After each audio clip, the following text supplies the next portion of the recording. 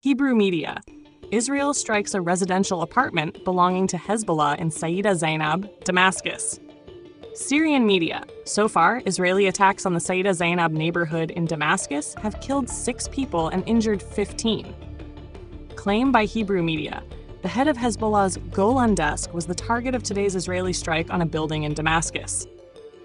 Al Arabiya sources confirm the martyrdom of Salim Ayash, a Hezbollah commander, in Israeli attacks on Damascus. Trump's son to Zelensky. Your pension will be cut off soon. Donald Trump Jr., Donald Trump's eldest son, took a jab at Ukrainian President Volodymyr Zelensky on social media, hinting that he might soon lose his pension.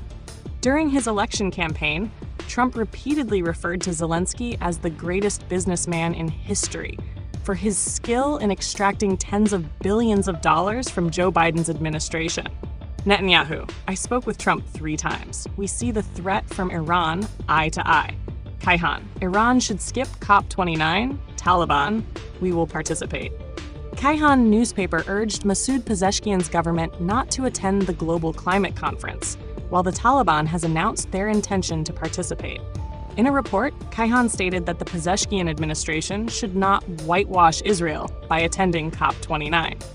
The report suggests that some speculate the government plans to send a delegation at the ministerial level or higher, which Kaihan argues is a risky move amid high tensions with Israel and could embolden Baku's leadership in supporting Israel, thus betraying humanitarian ideals.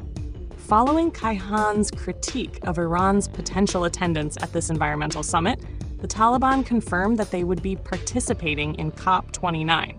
The Taliban's foreign ministry spokesperson announced that an Afghan delegation, including members of the National Environmental Protection Agency, will attend the COP29 conference in Baku.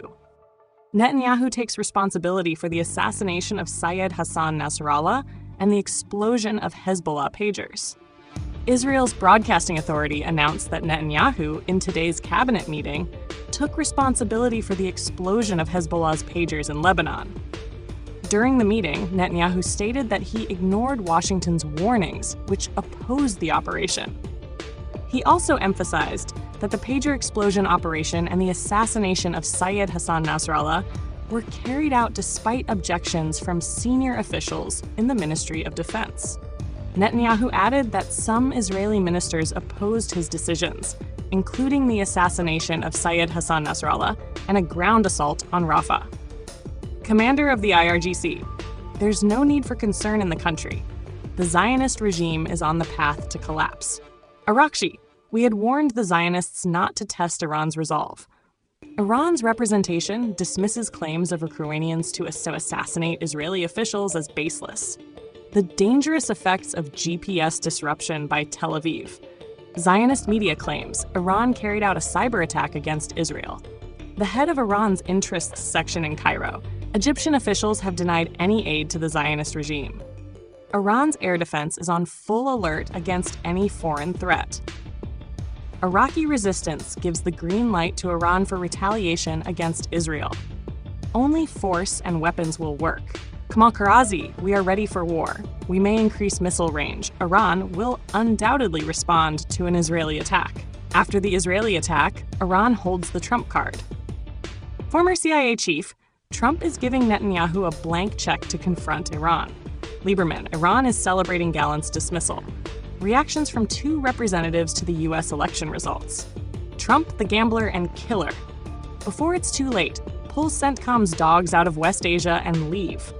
Is there a real difference between Trump and Biden? Gantz's reaction to Gallant's dismissal.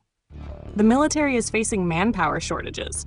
America's plan for the Islamic Republic until 2030, as described by Hossein Taib last. In the ping-pong war between Iran and Israel, victory is ours. Trump sarcastically offered financial help to Harris and the Democrats. It's surprising that the Democrats, who fought a tough and courageous battle in the 2024 presidential election and raised an unprecedented amount of money, now have none left. I strongly encourage us, the Republican Party, to, as a party and in the name of our urgent need for unity, do this. Pay the Democrats' debt. we still have plenty of funds remaining. Despite having over $1 billion in support, Harris's campaign is still $20 million in debt.